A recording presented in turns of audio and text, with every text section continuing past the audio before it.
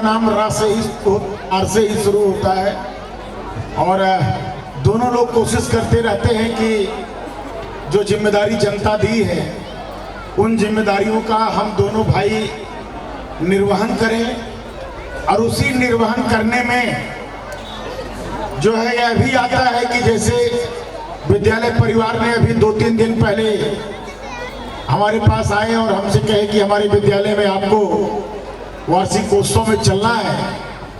क्योंकि थोड़ा व्यस्त शेड्यूल था, लखनऊ में भी कई निमंत्रण में जाना था, लेकिन आपका भाव मैंने जब देखा, प्रधान जी साथ में थे कि पप्पू भैया भी हमारे गांव के ही हैं, इनका भी आग्रह हुआ, तो हमने जो भाव देखा कि विद्यालय के एनुअल फंक्शन में किसी जनप्रतिनिधि की उससे बहुत आवश्यकता नहीं होती है, और अगर आवश्यकता भी होती है तो स्थानीय विधायक की होती है, और जिसके लिए राजेश गौतम हमारे यहाँ पर उपस्थित ही हैं।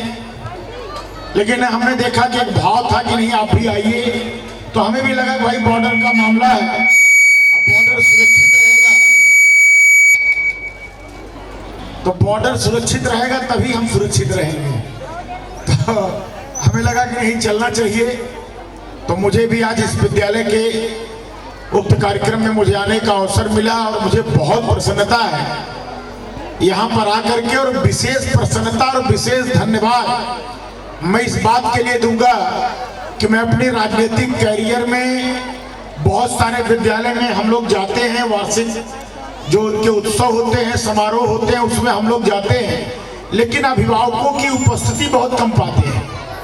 और मुझे विशेष प्रसन्नता सबसे बड़ी इस बात की है, यहाँ बच्चों के बराबर, अगर मैं कहूँ तो बच्चों के बराबर बच्चों के अभिभावक आए हैं, इसलिए मुझे बहुत ज्यादा प्रसन्नता है।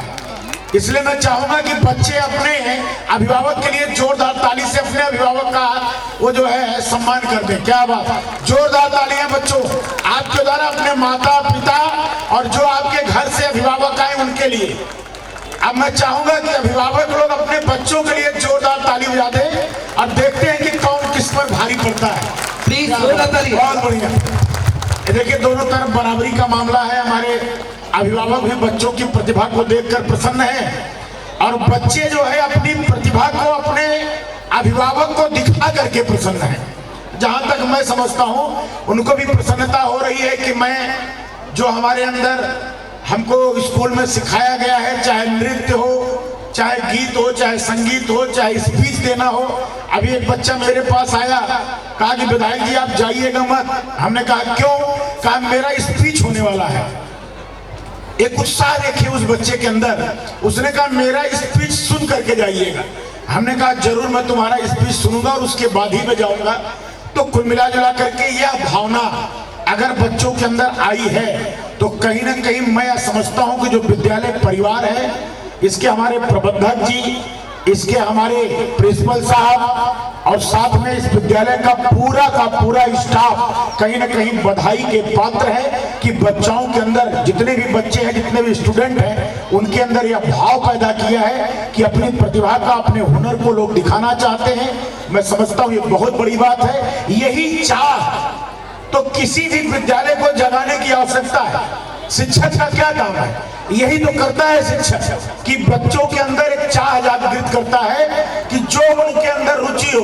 भाई बहुत सारे बच्चे होते हैं कि भाई हमको आईएएस बनना है, हमको पीसीएस बनना